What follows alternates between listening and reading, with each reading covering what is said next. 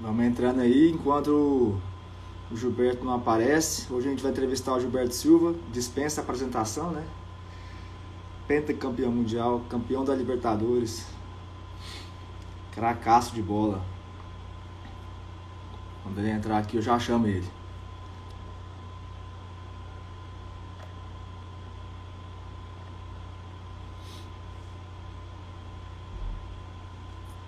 Vai enviando pros seus amigos aí, ó. Aperta no aviãozinho, envia para eles, que com certeza vai ser um bate-papo muito bom.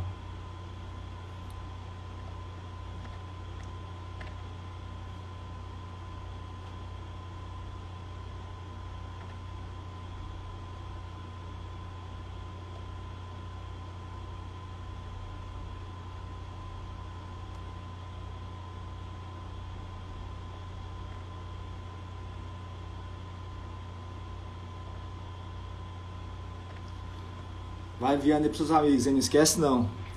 Só aguardando ele aparecer aqui para eu poder chamá-lo. E aí começa.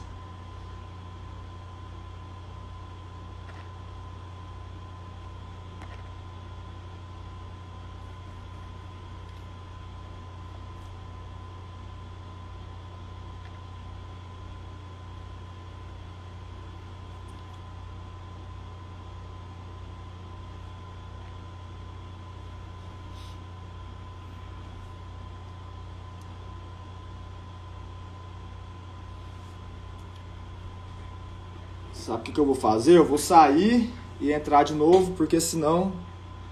Ô Gilberto, vou te chamar aí agora.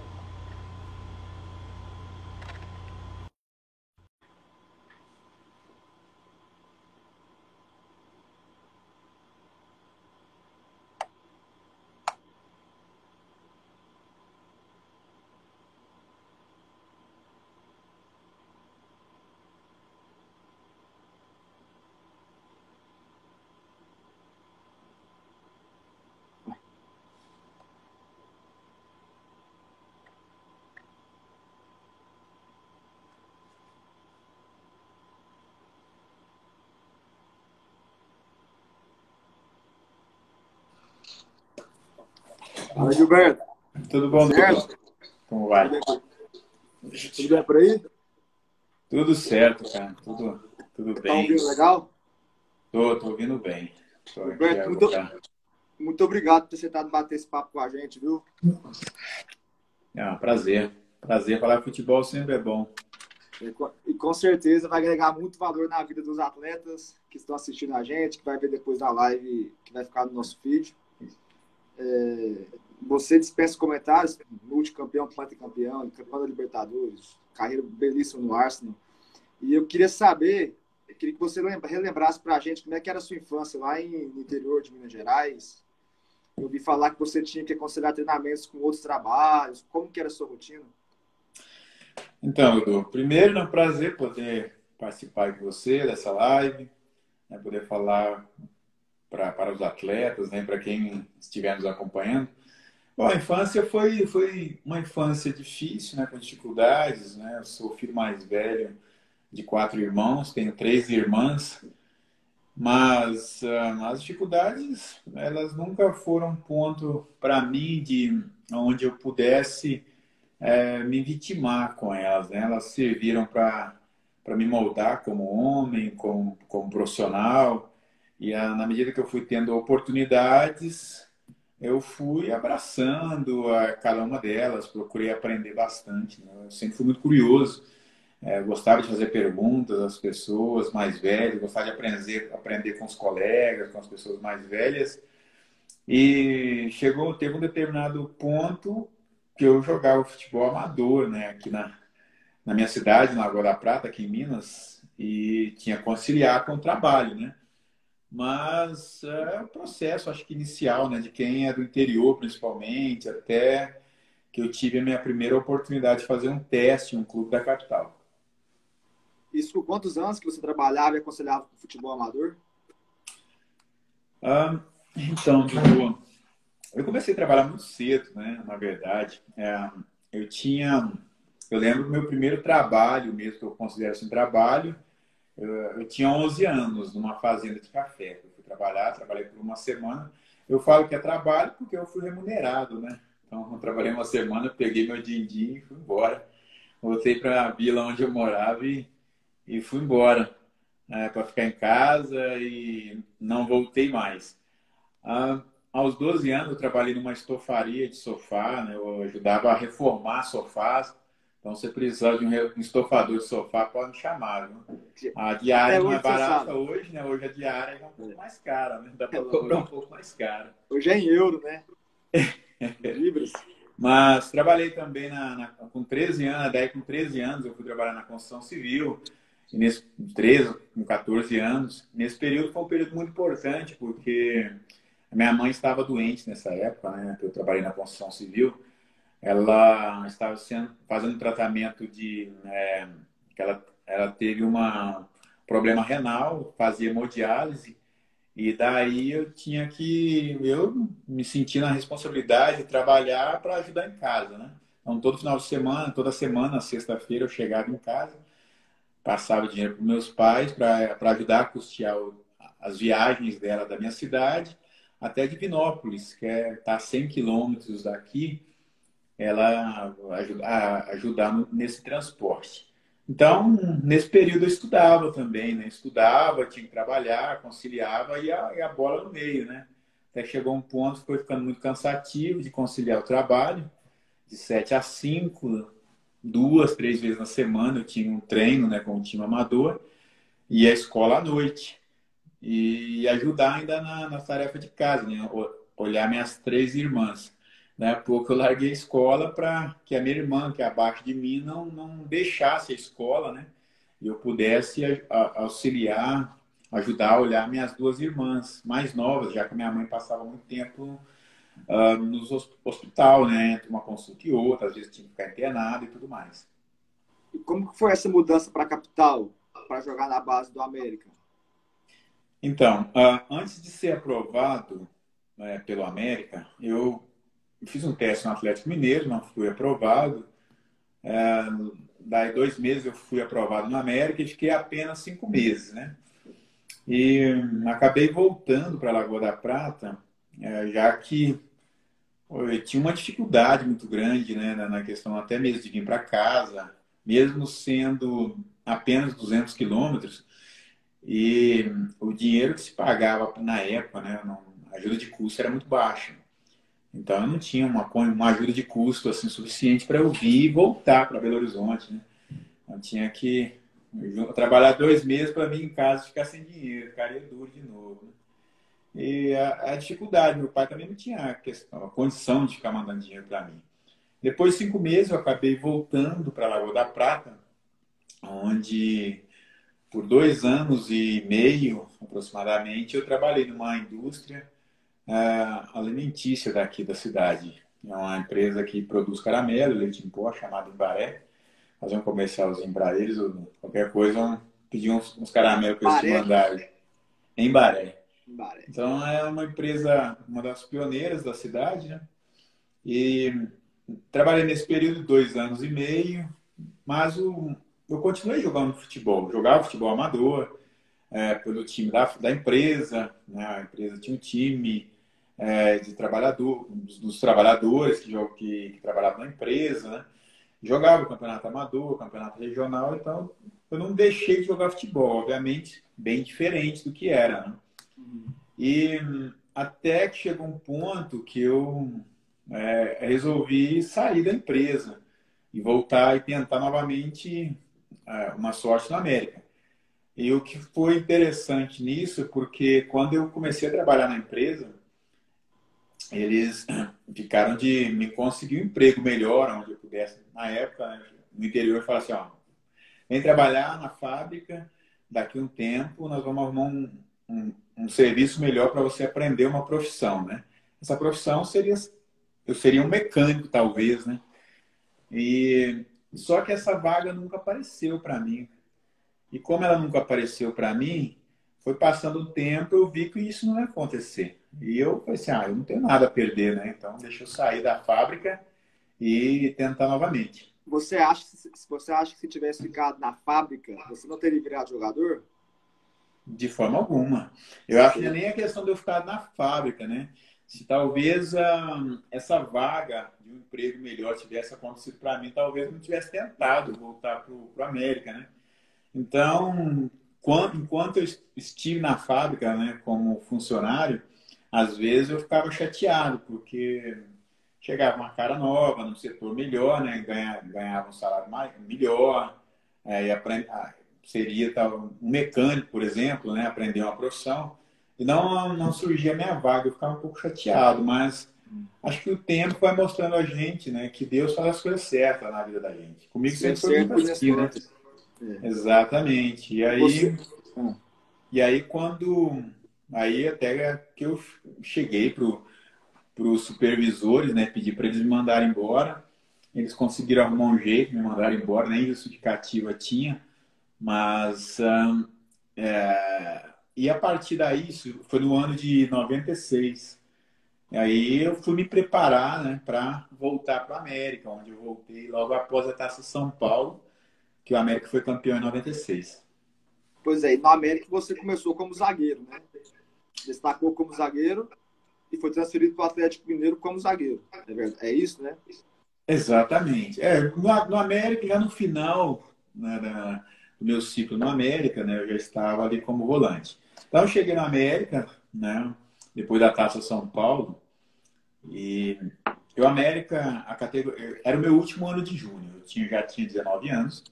O América tinha acabado de ser campeão da Taça São Paulo e estava meio que reformulando o time, a categoria júnior, né? Alguns jogadores da categoria juvenil subindo, alguns tinham sido emprestados para alguns times do interior, retornando, então um processo de reconstrução. E eu cheguei junto, né, com esse grupo também, nesse processo de reformulação da categoria. E para mim, naquele momento, depois de ter estado 2 anos e meio numa fábrica de caramelo, trabalhando aqui na Lagoa da Prata, eu precisava ficar na América. Eu tinha comigo que eu tinha que ficar. A posição, se me desse uma luva, eu jogava, né? Não ia ser tão bom como o Arley, não, mas eu ia me virar para cair. E aí, com isso, eu fiquei, né? E passei a jogar de zagueiro, porque o meio estava completo, passei a jogar de zagueiro. E as coisas foram acontecendo muito rápido, porque 4 meses depois que eu tinha retornado à América, né? Sem menos esperar, o Drubs, que era meu treinador, ele tinha saído do América, foi para a Caldense e retornou à América no profissional. E acabou ele começou a me puxar para os treinos do profissional. Então, eu treinava no profissional durante a semana, no final de semana jogava com os juniores, né, o Campeonato Mineiro. E foi assim até eu assinar meu primeiro contrato já no final do ano, mais no final do ano. Entendi. Aí, quando você foi transferido para o Atlético Mineiro, quem te fixou mesmo de volante foi o Parreira, né? Ele que falou assim, não, você vai ser volante. O Parreira... Pô, pode falar. Eu queria saber a importância de um técnico como ele, na vida de outro jogador, que observa o jogador e percebe que a posição dele, talvez, ele rende melhor em uma posição do que na outra. E muda totalmente o futuro do jogador. Então, no Atlético, né? Já no próprio América, eu já fui fazendo aos poucos essa transição, né? Então, em 97, por exemplo, com o próprio Givanildo, né? Que o América foi campeão da Série B nesse ano, várias vezes eu já passei a jogar, entrava nos jogos como volante, né? Já em 98 eu já assumi a posição de volante, joguei algumas vezes zagueiro. Em 99, que foi meu último ano na América, eu joguei a temporada toda de volante. E para o Atlético eu fui como volante. Porém, o Atlético, nesse mesmo ano, contratou outros jogadores mais experientes, né? O Atlético já tinha o Galo, que tinha sido vice-campeão brasileiro no ano anterior. Contratou o Cleison, o jogador que jogou no Cruzeiro, jogou no Grêmio, com um perfil, né, muito melhor que o meu, né, na época, né, um cara de nome. E daí a pouco eu passei a jogar de zagueiro de novo, passou a jogar eu caçapa. E para mim era muito tranquilo encarar essa possibilidade, né, não estar sendo utilizado na posição que eu gostava de jogar, né, que era volante. Aí com o Parreira acabou que eu fazia um pouco alternado, né? Mas aí eu me machuquei, eu tive pouco tempo de trabalho com ele aqui no Atlético, eu acabei trabalhando muito pouco com ele. E quando eu retornei, eu passei a trabalhar com o Levi Coupe. O Levi já estava aqui no ano de 2001, eu recuperei da lesão que eu tive, uma fratura de estresse, e com o Levi eu tive uma sequência, né, já como volante. O Levi já me conhecia, né, de enfrentar o América, ele sendo técnico do Cruzeiro. Então passou a me utilizar como volante e fiquei assim até a saída do Atlético. E foi nessa posição que o Filipão te viu em 2002 e te levou para a Copa. E infelizmente o Emerson machucou, mas felizmente para você, você assumiu o lugar do Emerson. O que que passou na sua cabeça quando o Filipão falou, Gilberto, você vai ser meu volante? E fala um pouco para os jogadores que estão assistindo a importância de estar preparado na hora certa, no lugar certo. Olha, a Copa, né? Quando eu cheguei na Copa, realmente já totalmente jogador de um volante, né? Já sendo em fase de crescimento dentro do Atlético, no Atlético também vivendo uma fase excelente no ano de 2001. E ao final do ano, né, praticamente, quase ao final da temporada, eu recebi minha primeira convocação pelo Filipão. Foram 2 jogos amistosos não, 2 jogos das eliminatórias. Os 2 últimos jogos, né, o Brasil estava quase fora da, da Copa do Mundo e classificou na última rodada contra a Venezuela. E aí, para a estreia da Copa do Mundo, com o corte do Emerson, o Filipão, o Murtosa, né, chegaram no meu quarto à noite e me disseram que eu jogaria no dia seguinte, né? E fiquei, obviamente, feliz com a escolha, até porque, de acordo com a imprensa, eu não era o mais cotado a assumir a vaga, né? Se falava no Vampeta, no Ricardinho, mas, em momento algum, cogitaram meu nome. E o Filipão me escolheu, me deixou muito tranquilo, né? Após me falar que o Emerson seria cortado, né? Que foi lamentável, porque era um jogador importante para a equipe, para o grupo, era o capitão da equipe, um jogador de referência, e uma decepção grande, né? Ser cortado na véspera da estreia da Copa do Mundo, depois de tudo que ele fez. E aí, enfim, o Murtosa foi muito bacana comigo, né? Me falou da seguinte forma: olha, o que a gente quer é que você faça o que você vem fazendo já no Atlético Mineiro. Por isso está aqui, por isso foi convocado e a gente acredita e confia muito em você. Me deixou muito tranquilo para fazer o meu trabalho, né? Obviamente, se sente o peso da responsabilidade. Os primeiros minutos depois que ele saiu do quarto foi um pouco difícil, né, para me concentrar, para entender, processar tudo, mas as coisas deram tudo certo, né, no dia da estreia e na sequência da competição.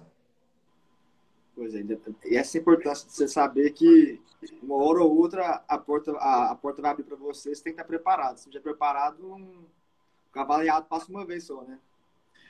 A oportunidade você tem que estar preparado para ela sempre. E eu sempre gostei de trabalhar, para te falar a verdade. Sempre gostei de trabalhar e trabalhar muito, né? Até porque no período que eu fiquei aqui na Lagoa da Prata, trabalhando na fábrica de caramelo, né? E na minha cabeça eu tinha perdido tempo nesse período, né? Em relação ao futebol, né? Eu tinha ganhado tempo fazendo outras coisas, ajudando a família, né? E quando eu estava, antes de chegar à seleção brasileira, eu sempre gostei de trabalhar e trabalhar muito, né? Acabava os treinos, eu ficava ali mais de hora, batendo bola, chutando, cruzando, fazendo treino físico. E às vezes à tarde eu ia de novo, eu e mais um outro colega que morava na concentração, justamente preparando para a oportunidade, né, Dudu? Porque oportunidade, assim como ladrão, a gente nunca sabe quando chega, né? Então É. a gente tem que estar preparado, né, para quando a oportunidade chegar, você saber aproveitar da melhor forma possível, porque às vezes você não tem outra chance, cara. No futebol é assim, muitas vezes, né? Você tem a oportunidade de entrar em determinados jogos. Se você não for bem, pô, perdeu sua chance, no próximo jogo o treinador vai escolher outro jogador e as coisas andam, né? Então, eu senti o peso da oportunidade, né?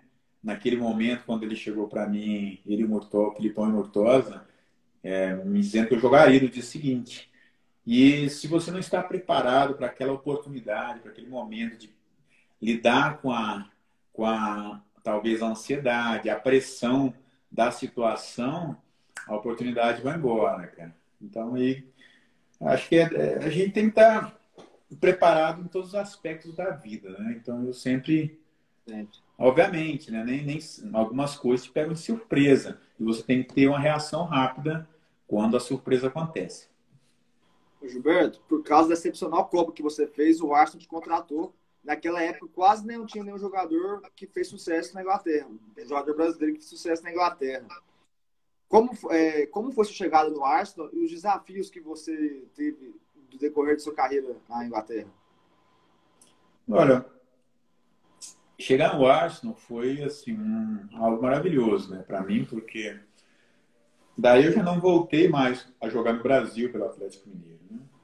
Então, só que eu cheguei num país desconhecido para mim, é, uma cultura totalmente nova, um futebol de uma forma bem diferente, de muito contato físico, muito veloz, diferente do que eu estava acostumado aqui no Brasil. Mas foi uma belíssima oportunidade, né? Era algo que eu queria ter essa experiência na minha vida, né? Era uma experiência que eu gostaria de ter. E quando veio a Inglaterra, acho que o momento foi oportuno, né? Logo após a Copa. Mas eu tinha uma coisa comigo, né? Que era o seguinte, mesmo chegar num país novo, né? Num clube novo, sendo campeão do mundo, eu tenho que ter a humildade de aprender, né? Eu estou chegando num novo país, num novo clube, eu tenho que aprender com as pessoas que estão aqui já há mais tempo, aprender com os ingleses, com os estrangeiros que aqui estão. E fui muito bem recebido pelo Edu Gaspar, que hoje é o diretor técnico do clube, né? Que já estava lá, já era um dos jogadores do Arsenal, que estava lá há um tempo. O Silvinho tinha estado antes, mas já tinha saído, né? Acho que saiu, não sei se foi na temporada anterior a que eu cheguei para o Barcelona. E então, de certa forma, nós, juntamente com o Juninho, aí mais do passado tem o Mirandinha, um dos poucos brasileiros que até então estavam na Premier League. De certa forma, fomos meio que co-pioneiros, né, de brasileiros na Premier League, que é algo gratificante, né, você ter feito parte dessa história. Eu ouvi alguma entrevista, não sei se foi do Coutinho ou do William, do Firmino, algum desses brasileiros que estão hoje lá falou assim, se não fosse o Gilberto Silva, a gente não estaria aqui. Para eles, você foi o maior jogador brasileiro da história da Premier League. E no Arsenal você ganhou o apelido de The Invisible Wall, Muralha Invisível. Explica pra gente por que desse apelido e também você tem um podcast com esse nome. Qual o propósito do podcast?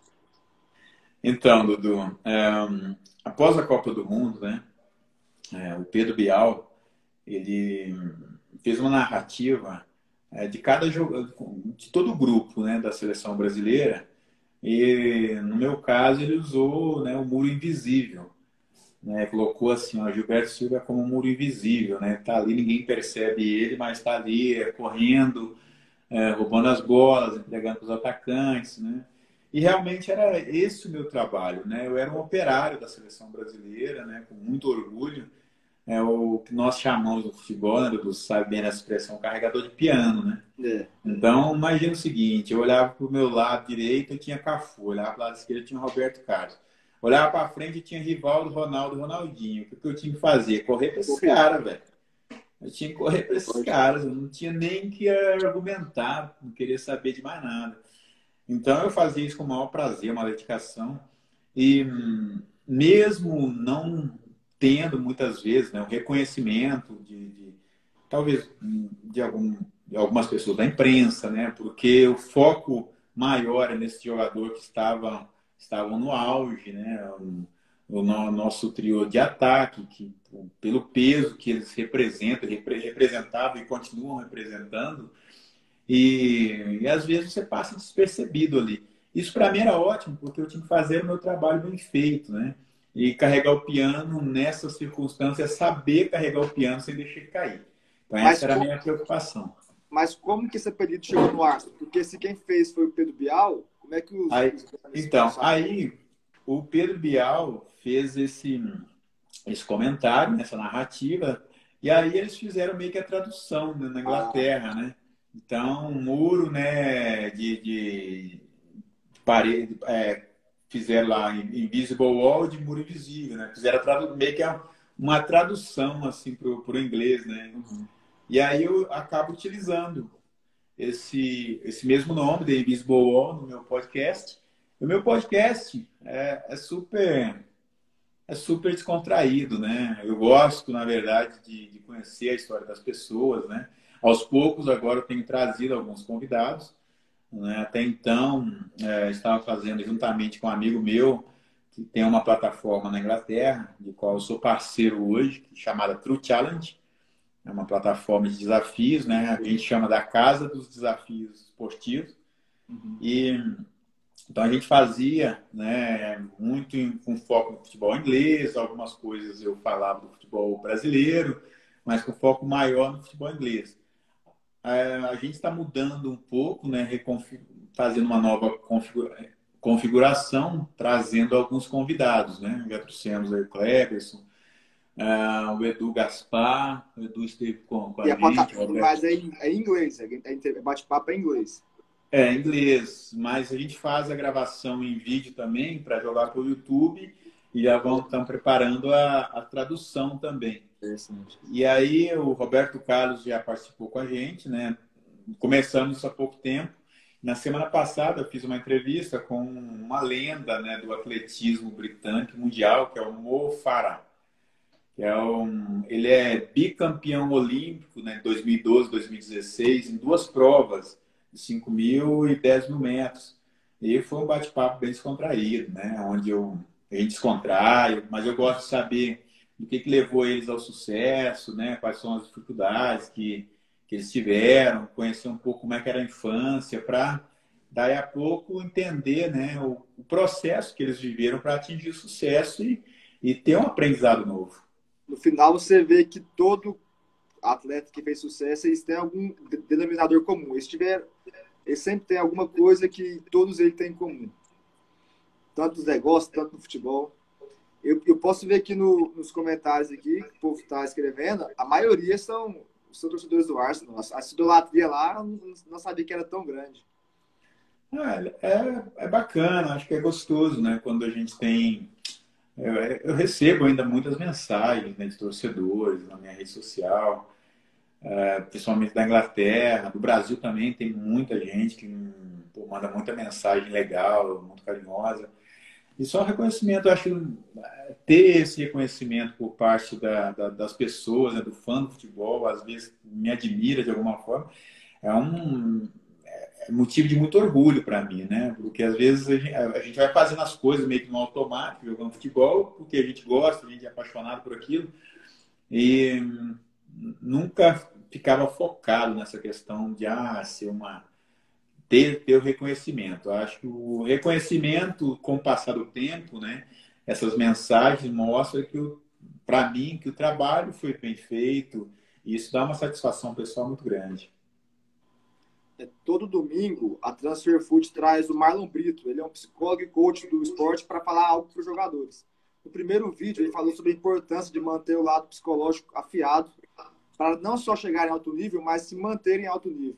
Você foi um jogador que conseguiu chegar em alto nível e se manter lá em cima.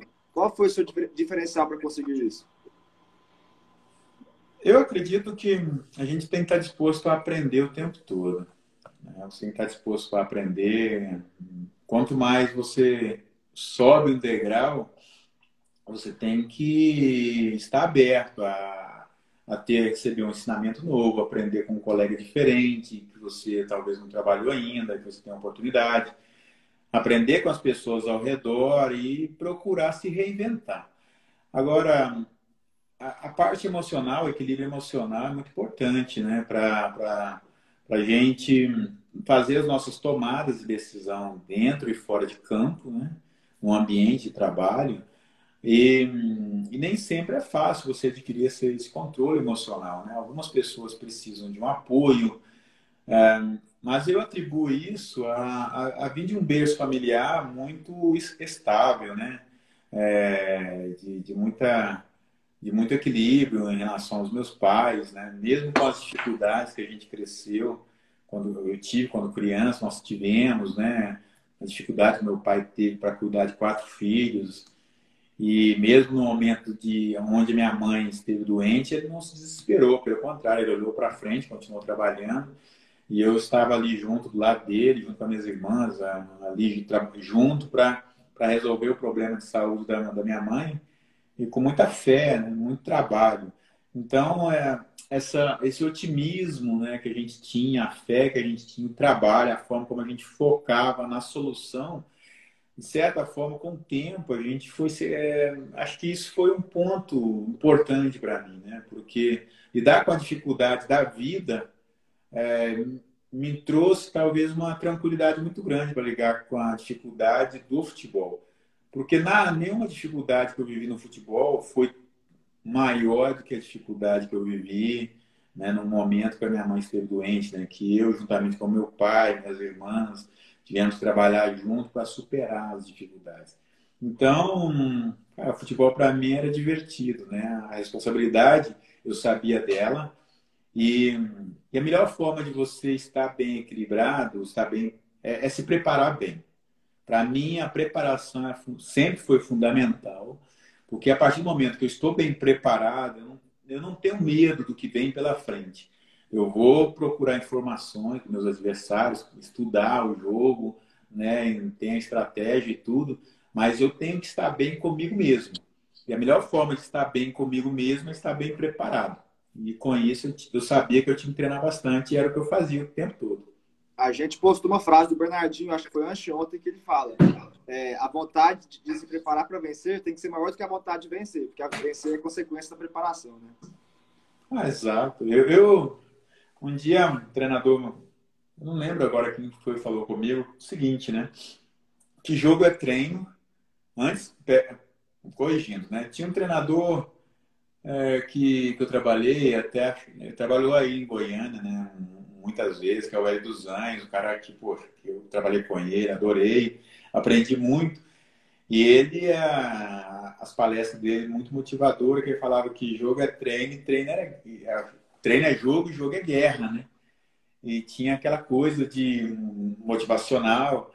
E passado alguns anos, né, eu vi uma frase um pouco parecida com essa, mas de uma forma um pouco diferente, né, um contexto diferente, que falava o seguinte, que treino é jogo, jogo é treino. Em que sentido? O, o treino nada mais é, o jogo nada mais é do que o treino que você faz, né? A diferença é que você vai competir, mas o que você faz bem no treino, você vai repetir no jogo, você vai ter confiança para fazer aquilo no jogo. Então, é por isso que eu sempre gostei de treinar e eu gostava de repetir, de treinar coisas que não era o que eu fazia. Eu gostava de atacar, às vezes treinar como atacante, né? Atacante assim, né? Acabava o jogo, eu gostava de cabecear, eu gostava de chutar gol. Alguns isso não é para você não, você não é atacante. Não, eu não queria nem saber, eu tinha que estar ali me preparando. Você fez 20 gols no América Mineiro, né, no Brasileiro. Tem alguns agora até fugiu. Você participou de 3 Copas do Mundo. Qual foi a principal diferença de mindset do grupo para ter o sucesso da Copa de 2002 e as derrotas de 2006 e 2010? O que era a principal diferença no mindset do grupo? Olha, são 3 momentos bem diferentes, né? No 2002, a conquista foi algo muito, muito emocionante, muito legal. Com um grupo de jogadores que a gente tinha ali, né, os 23, juntamente com o Filipão, que se configurou a família Scolari, que realmente era uma família, porque todo mundo tinha um prazer enorme de estar ali juntos, né? representando o país com maior orgulho, maior dedicação.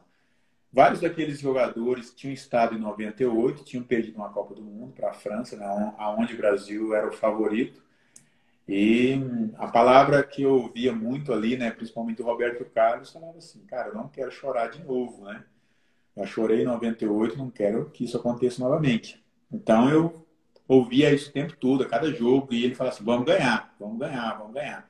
Então, como a gente não chegou como favorito por termos nos classificado na última rodada das eliminatórias, então nós tivemos um tempo para preparação de forma muito tranquila, onde a gente pôde trabalhar tudo que a gente precisava e colocar em prática, né, a partir do momento que a competição começou.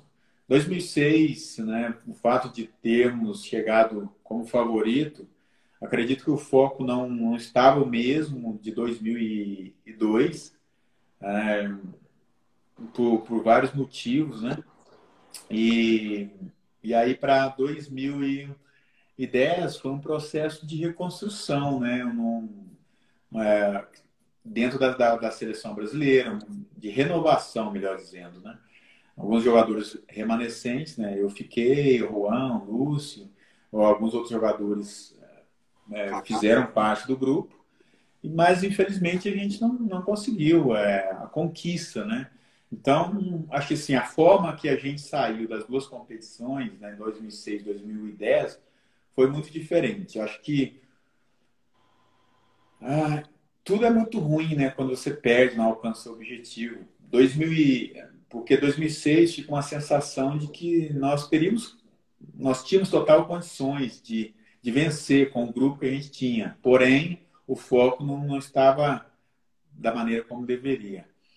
Já em 2010, o grupo super focado, super objetivo, talvez uma equipe não tão talentosa quanto o grupo de 2006, mas extremamente focada e que perdeu ali, de repente, 5 minutos de jogo, 10 minutos, contra a Holanda, que o jogo saiu da nossa mão e não conseguimos reverter.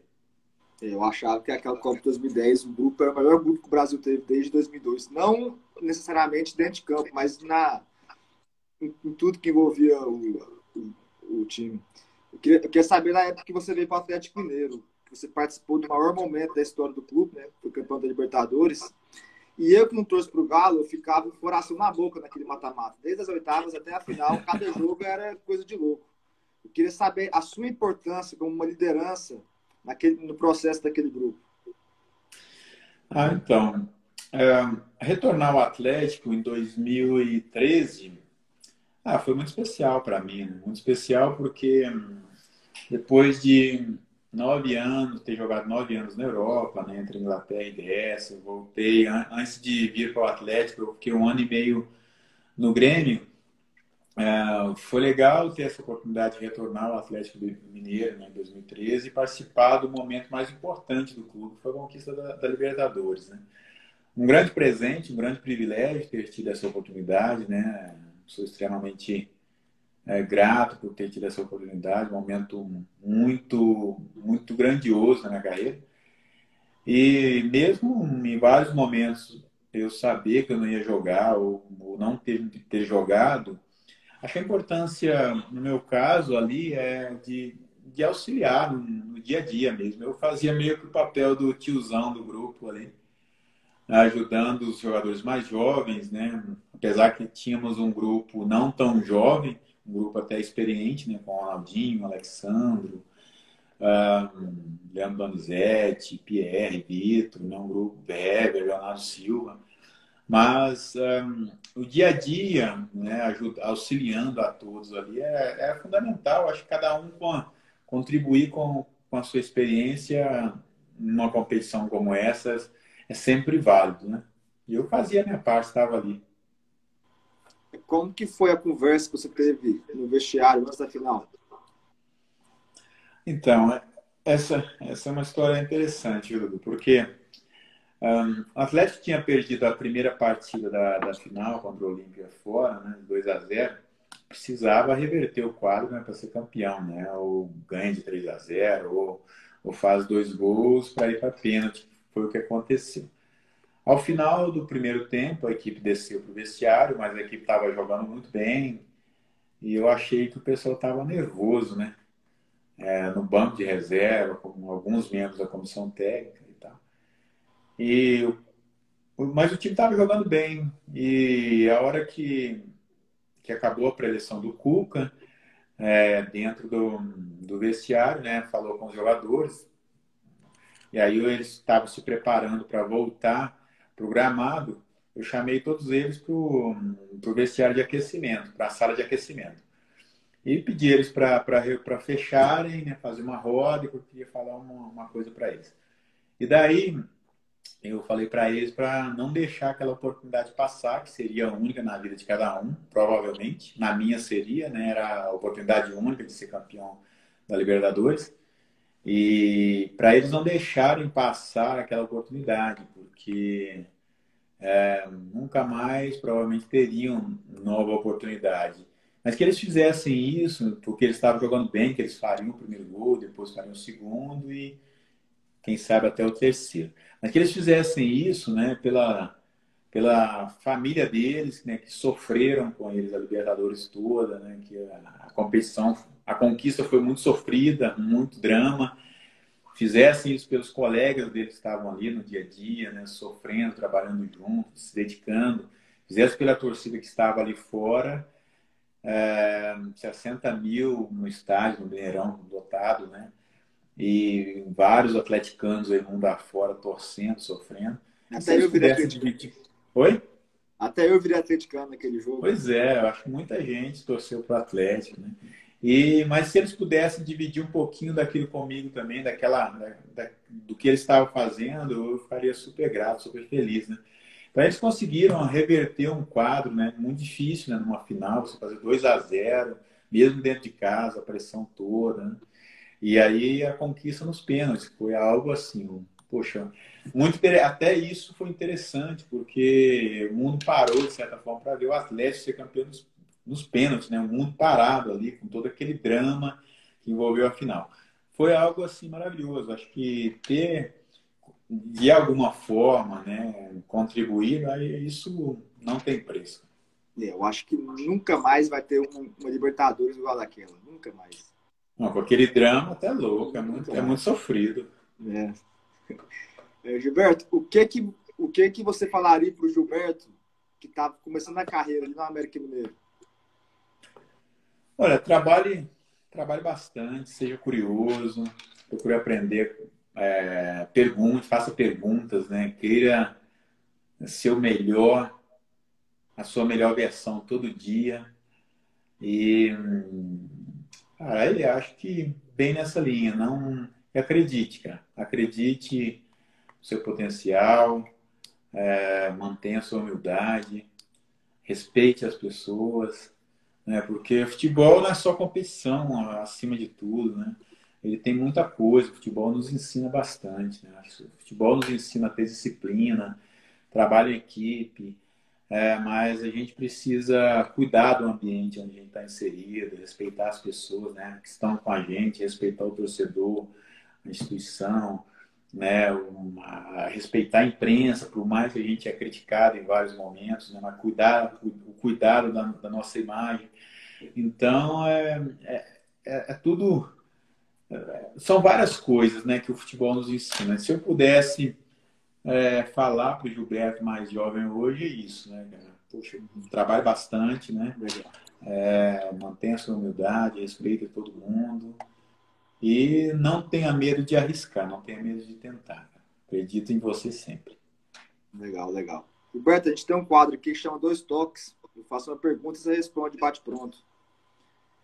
Qual a melhor lembrança da sua carreira?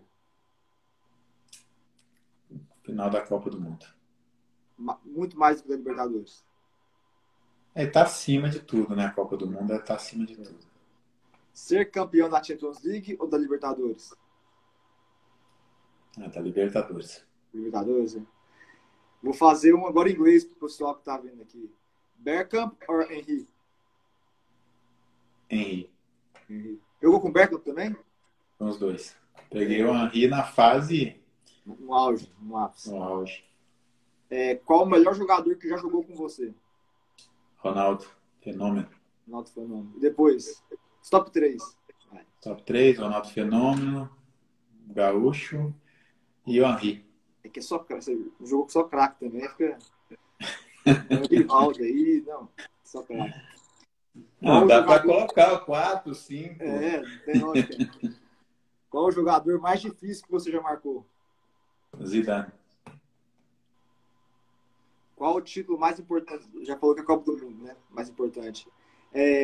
Agora essa aqui. Se você fosse diretor de um clube hoje, qual técnico você escolher para treiná-lo? O Wenger, o Parreira ou o Filipão? Ah, tá difícil, hein? Botou na fria, hein? Na furada.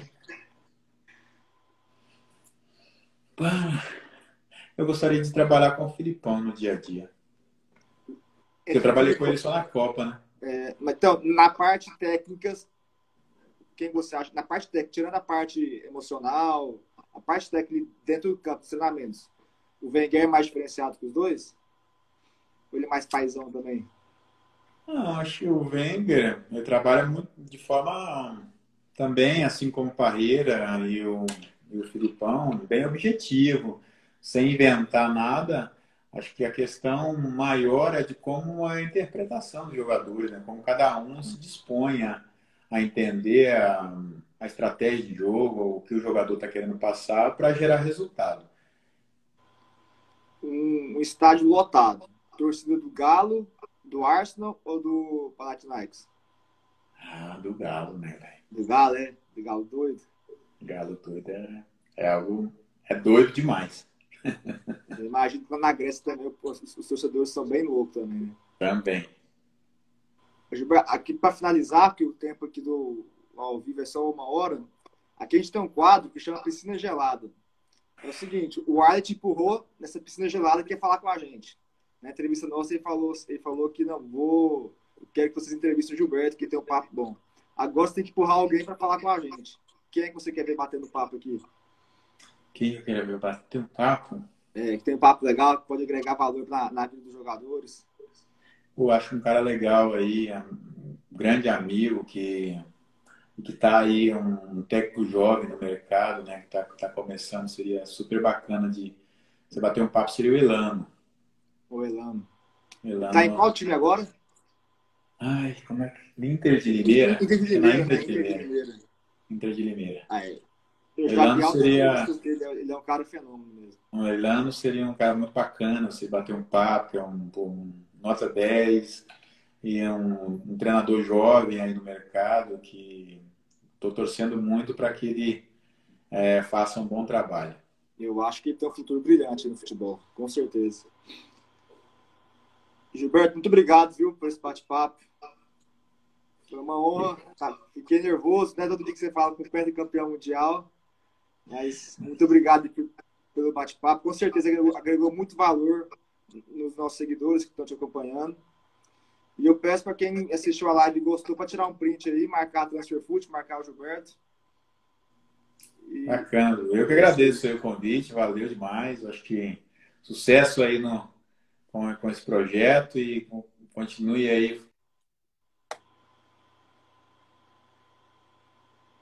com muitos jovens, né, atletas espalhados por lá fora, mas com as pessoas também, né, que estão acompanhando a live, até porque cada um vai trazer uma história, né, deixar uma mensagem legal, onde muitas pessoas vão poder aproveitar no seu dia a dia, né, não só no trabalho, no esporte, mas na vida de uma maneira. E que você tenha sucesso nesse projeto. Com certeza. Obrigado. Cada um tem uma história diferente. Isso aí. Obrigado, um prazer. Tudo de bom para você, cara. Obrigado. Sucesso aí. Para você e a família também. Abração. Obrigado. Tchau, tchau.